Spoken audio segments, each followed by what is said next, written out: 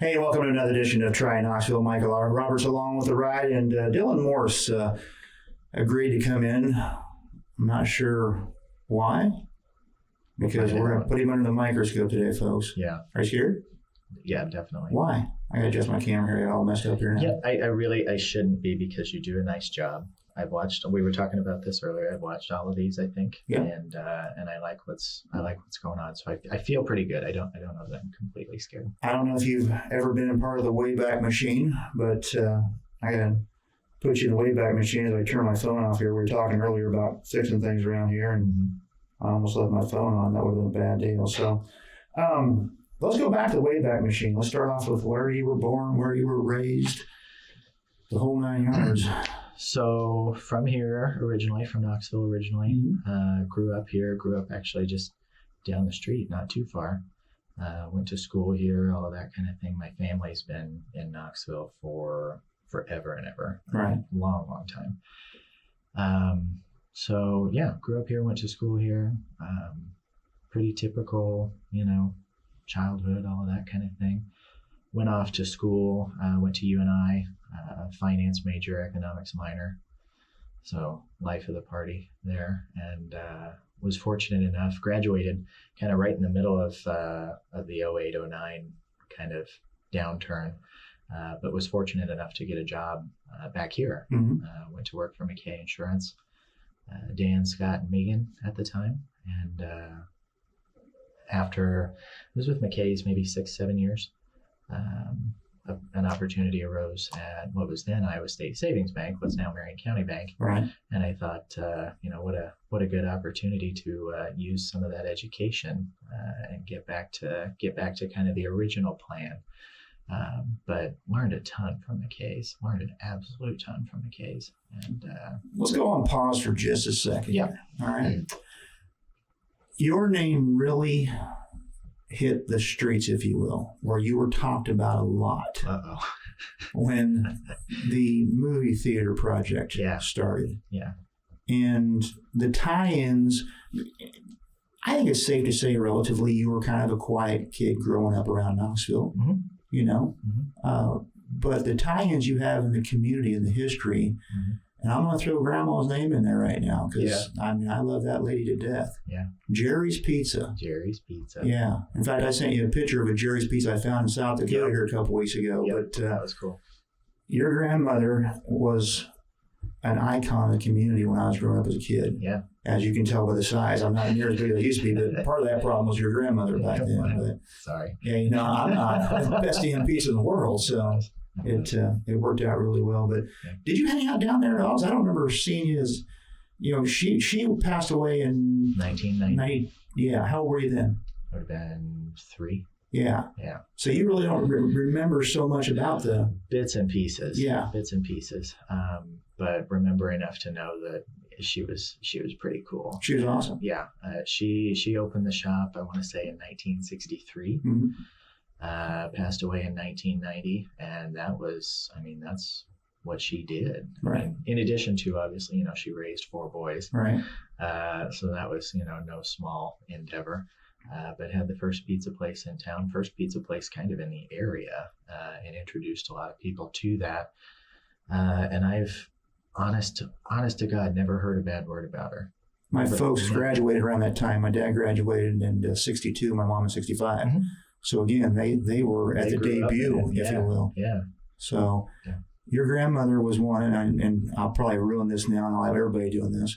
She was one of maybe 10 people my whole life that got by with calling me Mikey. Oh, really? Yeah. Oh, funny. And the reason was because Kay Schilling actually worked part-time there and I ran around with Rick Schilling. Rick and I grew up together. Yeah. And Kay always called me Mikey. Yeah. And so your grandmother... So by association. Instinct. Yeah. Funny. I don't know if you heard the story about racing and how I got involved in sneaking across town, but the theater plays into this a little bit. Okay. Rick and I worked on the farm together at my dad's. And at that time, you just farmed and you were kids and that was it. Yeah. And eventually, by the time we were 12 years old, we were allowed to go to the movies on Saturday night. Well, we fell in love with racing, not being in racing, if you will. Right. And we knew that roar. And my folks would drop us off at the movie theater They go around the corner and we'd zip across town and go racing. And our deal was we had to be back to Jerry's Pizza because Rick's mom took us home. Oh, so by the time they closed, we had to be out. So that's the tie-in, because I want to come back to the theater again, because even though I was supposed to be going to the theater, I didn't always go to the theater. But you took on a huge project in the name of the Grand Theater. And first of all, what got your interest in that? I think it started out as kind of a nostalgia project, same as I think it was important to a lot of people for that reason. We grew up, that's what we did. I mean, we went all through junior high and everything like that. We patronized that place big time. We'd go to the theater, we'd run across the square to the north side to go to Tasso's afterwards, or wherever. And, that was our entertainment. And for a lot of years, there wasn't really a new release that we didn't go see. A group of 10 of us would go, and hang out at the movies. And so I thought that was really important that not only kids that were my age at that time had that experience, but then young families, people that were looking for something to do, the dinner and a movie crowd. And you start thinking about and reading about and doing research on this. A movie theater is a huge economic development driver for a community. And we had that repeated to us over and over again from the restaurant owners, from the store owners, all of that. There was a big drop in, the window shoppers that would kind of, walk past on the square on their way to the movie. Big drop in the dinner and a movie crowd because there's no movie. Right. So if they were doing it someplace else, or they were just not doing it at all. So we had huge support from the restaurants at the time that wanted us to be opened up again and all of that. Were helping us with our fundraising efforts and all of those kinds of things. So I think it started sort of from that nostalgia, in that nostalgia vein, and then took on sort of like a rallying around, this is, one more step in helping us kind of rebuild the community that we want to be. And I think people just took that and ran with it. I mean, with a lot of things that happen in Knoxville, I mean, you've seen it over and over again. We just get people support our community, right? And they support a cause that they believe in, and man, they believed in that one. Did anybody think you were crazy though? Because and here's why I say this: Carl Schwanenbeck, who we grew up with, he was running the theater the whole time. Yeah. And Carl's biggest fear I can remember was the fact that because digital was coming around and it was so easy to stream everything. Yeah. Did anybody, kind of like my newspaper, I started a newspaper up 4 years ago. Did anybody say you're nuts? The newspaper industry is going crazy. The movie industry is changing so much. Are you crazy for trying to get a theater going? We had some of that. Yeah. Not a huge, outcry for anything like that. No, not that I can think of, really. That's good, because you had some huge donations as well. I mean, a lot of smaller donations, don't get me wrong, they all count. Yep. But that wall, when you walk in there, that big money, if you will, of people that, have businesses here and people that don't even live here anymore, right, contribute to the movie theater. Right. We had our furthest away donation came from Paris, France, for the movie theater in Knoxville, Iowa, all over the country. Alumni, foundations all over the country, but a ton of support here in the local community and in the county. So people saw the need, they saw the rationale behind it, they saw what we were trying to do, and here we are. So 4.5 years in. You mentioned two big businesses that you've been a part of: McKay Insurance at the time, McKay Group now, Marion County Bank, Iowa State Bank then, and you were still putting the finishing touches on a lot of this stuff during your transition time from one to the other. Mm-hmm. How important was it, and I know the answer, but to kind of relay for people that want to try out Knoxville, when you have a business that supports what you want to do as a volunteer, or in nostalgia, in your case, regrouping, because there's a lot of companies that say, you know what, you do it on your own time, but in your job, you had to leave in the middle of the day sometimes to go take care of some movie stuff. More than I probably should have, in a lot of instances, and they were incredibly patient and supportive. But no, I mean, from both perspectives, from the McKay side of things, and then when I moved over to the bank, it was an expectation that you would be a part of the community and you would help to do something, whether that was an organization, a group, church, whatever. Get out there and do something to help make it what you want it to be.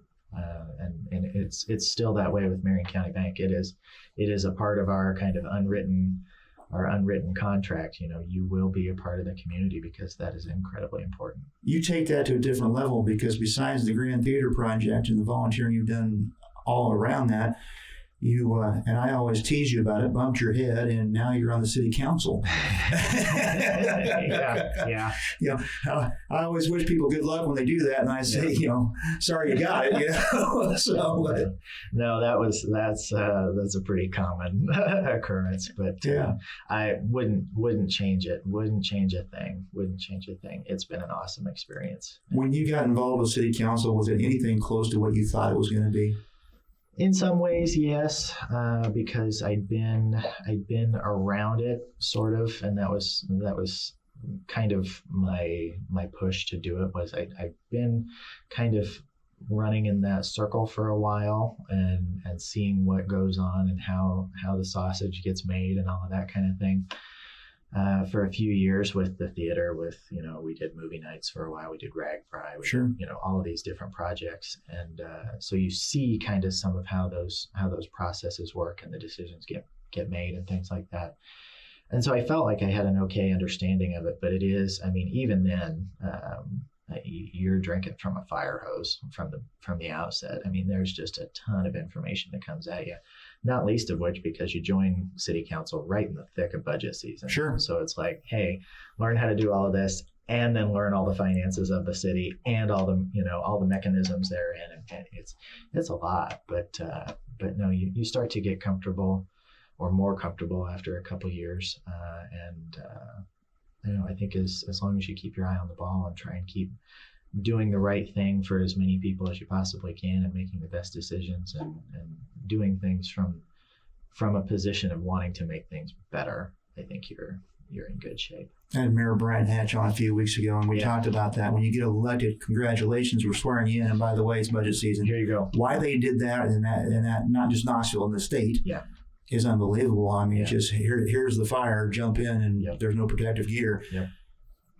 The city itself, and Brian and I talked about this a few weeks ago too, some major undertakings since you've become part of the city council, one being the VA project, working with the county on that, which is starting to progress a little bit. I know the county's getting ready to put up some fencing for protection because they're going to be dropping some trees that are diseased that need to come down. Sure. The other project that has lit up Facebook, and I forgot to mention this to you before going on, but I think you kind of knew the direction of why I want to do this, because I was part of the meetings, if you will, just sitting in the public about the road diet for Highway 14. Yeah. And social media lights up right away, like it always does for any particular subject. Yeah. And you handled it probably the best I've seen so far by simply putting up a video. And with your permission, I want to air that video later on in the show too, to show them what it's about, because probably one of the better explanations of why we need this particular project. Yeah. I'll be the first one to say, when I first saw it, I'm like, you guys are out of your mind, because when I thought road diet, I'm thinking shrinking. Yeah. And the width of the highway is going to remain the same. Exactly. Yep. And I've seen some of the comments in the social media, and my show will catch hell for this too right now. But the bottom line is we need to do something for two reasons. One, Highway 14 is in such terrible shape right now. Everybody's complaining about the potholes, complaining about the holes in the middle of the road, whether it's dips or whatever. We literally have stoplights, posts falling over because they're so old and rusty now. And that project alone was over $1 million to replace those, I believe. One and a quarter, I want to say. One and a quarter. About $250,000 per intersection. Yeah. And so that had to be done. So the construction, whether you stay 4-lane or whether you go to this new diet plan, if you will, was going to happen either way, folks. To a degree. To a degree. To a degree. And maybe I shouldn't say that in that way, I guess. But the other big factor here, the DOT came in I want to say 2015, did a traffic study. Mm-hmm. Part of what they did was Highway 14. They did a couple other spots around town. one of the things that came from that traffic study was when they took out the stoplight on Roche Street, Right. Which had been there for several years, and you'd sit there at the stoplight and go, well, gee, nobody's coming. Mm-hmm. So they came in and kind of said, yeah, this wasn't maybe necessarily engineered properly. Let's take these out. That is still, business highway. So falls within that kind of state purview. Sure. Highway 14 is obviously a state highway. Right. One of the things the other big thing that came from that 2015 traffic study was that the accident count along Highway 14 is higher than normal for a town our size, with vehicle counts, traffic counts our size, measured throughout the day and all of those kinds of things. They said one of the things that you can do to help mitigate that is what they call road diet. 1 lane north, 1 lane south, turn lane in the middle, which is how Highway 14 functions in a couple areas anyway. Yeah. Right at Pleasant Street, we've got, that same setup. Exactly. It's worked in, I think at that point it was 91 or 92 other communities around the state. It helps to slow down the flow of traffic a little bit, the speed of traffic, I should say, but it helps to better organize traffic. And that video does a really good job of explaining it, because you think to yourself, and I was the same as you, how is it going to be better going from 4 to 3? That doesn't make any sense to me. And then you read the paperwork, and part of what people do when they elect a city council member is they hire somebody to read all the stuff. The books. Yeah. So there was a 207-page DOT study that I read all the way through. Yeah. Not fun. Better you than me. Yeah. But it was important. And so I knew that we were going to get questions on this. I knew that there was going to be a lot of pushback on this, either way, really. And so I knew it was important to know my stuff on it. And so I read that thing cover to cover. And have done some research with DOT and all of those kinds of things. So, is it everybody's favorite thing right now? No. Is it going to be kind of the earth-shattering, awful thing that people maybe kind of think? I don't think it will. No, I don't think so. It's going to change behaviors or patterns in a negative way. To the degree that people think it is. And people talk about race traffic and things like that. Race traffic's bad when it's bad all the time. Right. But DOT was adamant about this. Our engineers were adamant about this. You don't design a road for 10 days in August. Mm-hmm. You just don't. Same way they don't design all of the state fair, sure. perimeter. Pella isn't 10 lanes, for tulip time.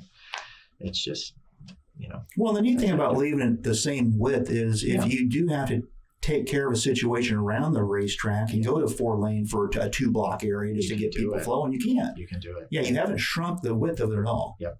So that's the neat thing about that. And emergency management likes the idea because you've got the northbound, the southbound lane, you've got the turn lane in the middle.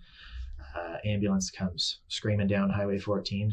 Everybody to the outside, and you got the middle lane. You got the middle lane. Yeah, all to yourself. Yep. Hopefully. It's just one of those things. Yeah. The reason I say the project, it has to happen anyway. The holes had to be fixed. The overlay project may not have been happening this year, but it's going to happen over the next year or two. Mm-hmm. We were going to be down to 2 lanes as we are in the south half of Knoxville right now. Everybody's freaking out because we're down to 2 lanes right now. Yeah. It's part of taking care of the construction, folks, or the reconstruction, no matter what we did. Yeah. By doing this also, I think, if I'm stating this correctly, and do correct me if I'm wrong, we also saved money on having to purchase things like those stoplights because a part of the grants that were available in doing this diet kind of all came together. Yeah. So it's first, before I do that, yes, it was going to need resurfaced. In doing the road diet and showing the state that we wanted to help improve our safety numbers and things like that, they kind of bumped us up the list. So it may not have been, it certainly wasn't going to be this year. It may have been 2 years, 3 years, 4 years from now, and who knows what kind of shape the road was in at that point. Gravel. So so they really bumped us up the list. And then, yes, to your point about, it put us in the running for a lot of grant funding and things like that through the state. It did. The state doesn't want to put good money after bad. Right. So if they say, well, hey, you've got a problem here, your accident count's higher than it should be, why are we going to replace it with exactly what sits there, which we have shown through all this data reams and reams of data, it's not working as well as it could. Right. So the state stepped up. We got a bunch of money, about $1 million. And Aaron could correct me on that, but it was about $1 million worth. So the city's liability, if you will, on this went from huge upwards of $1.25 million down to very low as it pertains to the stoplights. Anyway, now we've still got our responsibility is curb and gutter, and we're going to do some sewer infrastructure work while we're making the mess, so that we don't have to go back in and tear up a new road. Yeah, good plan. Yeah.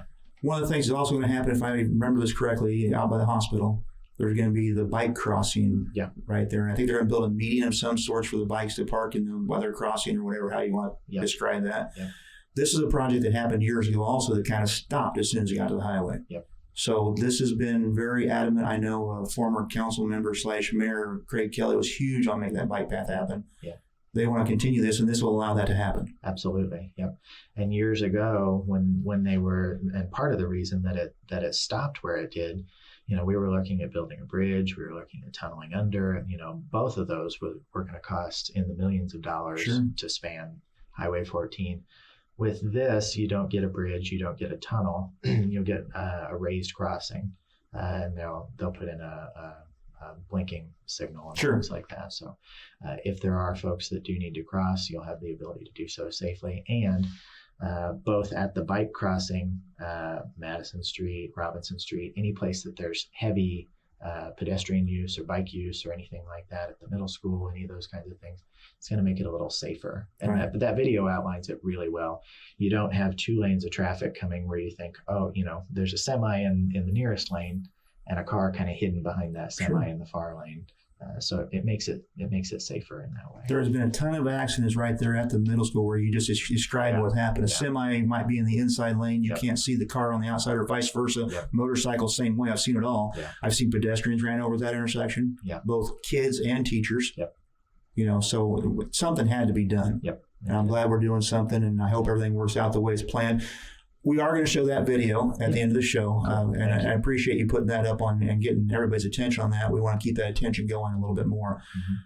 One of the things, again, this show, Try Knoxville, is to get people interested in not only coming here as tourists, but perhaps even moving here, or trying a business here, what have you. This type of structure / infrastructure that we're doing is a huge step towards the right direction of improving our community. Yes. If you had to go out right now, and I put this on everybody's lap, if you had to go out right now, you were a kid that went to college, you came back, you chose Knoxville to live here.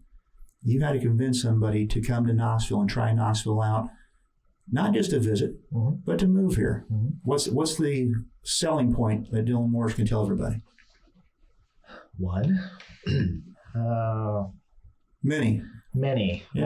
So I'll use my old neighborhood. My first house was over on Montgomery Street. I bought a very cheap house, and we tore it apart, totally renovated it down to the studs, totally renovated it, and made it modern, brought it all up to code and all of those kinds of things. In my neighborhood alone, to the east of me, across Roach Street, the 2 houses immediately across the street from me sold. Both were people that had looked in Pella and Oskaloosa and Sheraton and in all these other communities, and they found, wow, I can buy a lot more house in Knoxville. And the taxes are really affordable too. So our cost of living's very reasonable, especially when you compare it to the metro and things like that. I work with people that have kids up in Altoona or Waukee or wherever, and they're paying $500, $700, $800 a month in property taxes, and it's like, people think we've got it bad here. We don't. We don't. I mean, our cost of living is very affordable. We are getting to the point now, particularly the last few years. We've got some great restaurants. We've got Peachtree Brewing Company, which is phenomenal. We've got all of these opportunities at Lake Red Rock. Recreational and otherwise, all these things to do. We've got the racetrack. We've got so much going on here. In fact, one of the guys that was here for RAGBRAI back in 13, I was in charge of entertainment and the beer garden and all of that kind of thing. And this guy, That's a job I want next time, by the way. you can have it. That was a project. That's a different story. I know. Yeah, So. yeah. So this guy comes and kind of, sides up next to me, and we're standing there under the tent and we're watching the band, and he goes, "You've got a weird little town here." And I said, "Okay." Yeah. How do you mean? He says, "You've got this amazing lake." They rode in over Mile Long Bridge on their bikes. You've got this amazing lake. You've got an internationally award-winning brewery. You've got this great downtown. You've got all these people that want to be a part of stuff. We had Weiler stuff set up out there. 3M was out there. Hormel was out there. The track was out there. They rode their bikes around the racetrack when they came in. You've got all this stuff that nobody else has in Knoxville. Right. And I said, "Yeah, welcome." We're spoiled. that's how we do it here. Yeah. So I think having that and keeping that perspective is important. Because we oftentimes don't know what we've got here. Do we have a really high expectation for ourselves? Yeah, I think we do, and that's good as well. We need to keep that expectation up and continually improve and strive for better things. But we've got some really cool stuff here that I think everybody should give a shot. That really sums it up really nicely. And you mentioned earlier about how we step up with community efforts in the Grand Theater. Yeah. I always say this almost every show, Coaches versus Cancer, we lead the nation, Yeah, our small little community. Mm-hmm. And dare I say, we're spoiled. We have a lot of little neat things going on around here. I do. I know you got to go back to work. And again, you left in the middle of your job today. I appreciate that. Tell the guys at the bank, you can still get a raise. Oh, I'll relay that. Thank you. One more thing I want to thank you personally, and again, we're going to show this video here in a little bit, but thank you for your efforts and what you do in the community as well.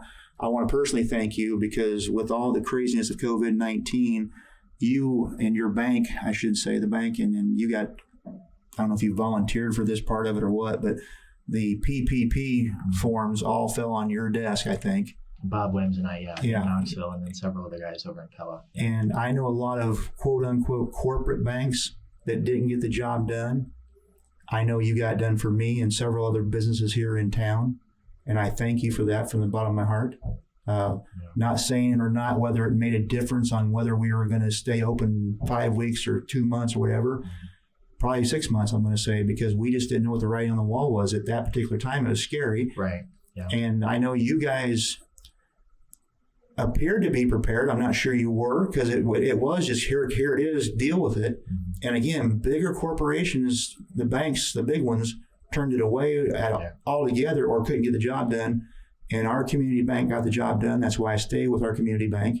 Oh, I appreciate that. And I will. I mean, you guys went to bat for everybody, and I hope it turns out well. And I hope this COVID thing relaxes or calms down a little bit. I hope. Yeah, goes away. I hope we can get back to somewhat normal soon. But yeah, I mean, if you look at it, that was sort of a trend nationally as well. Yeah, there was a huge percentage, an overwhelming majority of those PPP funds came through community banks because we're a part of the community. You're in touch. We're invested in it. Yeah, and it's important to us to get it done because they're our friends and neighbors, and we if we can do something, we want to do something. And so we did. So I appreciate you saying that, but we're just doing our job. Well, and I'll tell you straight up, I think I applied on a Friday morning. You called me on a Thursday night after hours, after banker hours, as I always say, banker hours, Yeah. It was much later than that.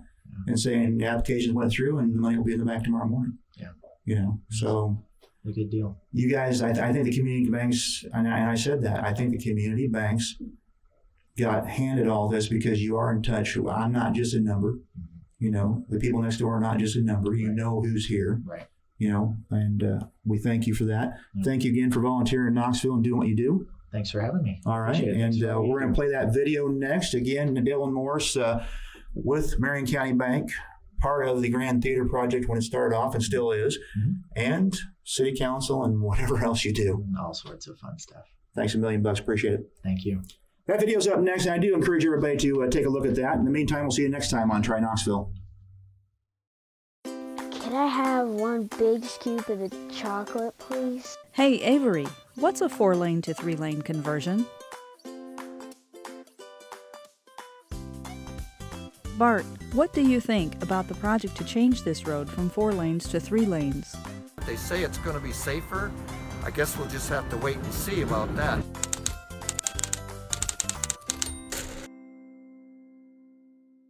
Let's take a quick look at what a 4 to 3 lane conversion is.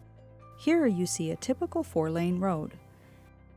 When we convert to a 3 lane, we keep the road the same size, but restripe it with 1 lane in each direction and a turn lane down the center. This often leaves room left over, which can be used for enhancements such as parking or bike lanes. There are many benefits to this new configuration, which we'll discuss a bit later. But first, let's talk about safety. Improved safety for all users is the main reason cities across Iowa have chosen a 3-lane road. In this case, 3 is better than 4 because it results in fewer crashes and fewer injuries. This keeps traffic flowing, saving people time and money. In fact, converting a 4-lane road to a 3-lane road has been shown to reduce crashes by up to 47%. Let's see. Groceries, pharmacy, what else? Whoa, what are you doing? With 4-lane roads, drivers may stop or slow down at any time to make a turn from the left lane. These unexpected actions result in frequent rear-end crashes, side swipes, or quick lane changes. Hey, are you okay? Another common crash type on 4-lane roads is an angle crash. Due to line-of-sight issues on 4-lane roads, drivers trying to make that left-hand turn often cannot see vehicles in the outside lane because they are hidden by vehicles in the inside lane. By design, a 3-lane road makes these previously invisible cars visible, helping drivers navigate their turns more safely. Moving all left turns to the center lane reduces rear-end and sideswipe crashes too. Fewer crashes also means that law enforcement will spend less of their time responding to crashes, allowing them to focus on other priorities. The main reason we went to a 3-lane versus a 4-lane is for safety. We were covering a lot of accidents on the 4-lane, and by going to a 3-lane, it has decreased our accidents significantly. Also, it's a safety factor for our pedestrians. It's true. Research has shown that 3-lane roads are safer for pedestrians than 4-lane roads. There are fewer lanes to cross, so pedestrians are exposed to traffic for a shorter time. And since there is only 1 lane of traffic in each direction, it's easier for pedestrians to judge how traffic is moving.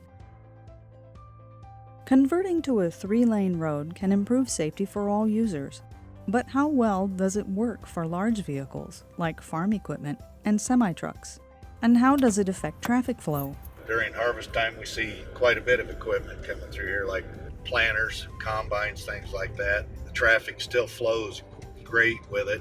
Since the width of the pavement hasn't changed, the impacts on large farm equipment and the vehicles around them are minimal. As you can see, our equipment is big and getting larger, and we appreciate it when people get out of the way.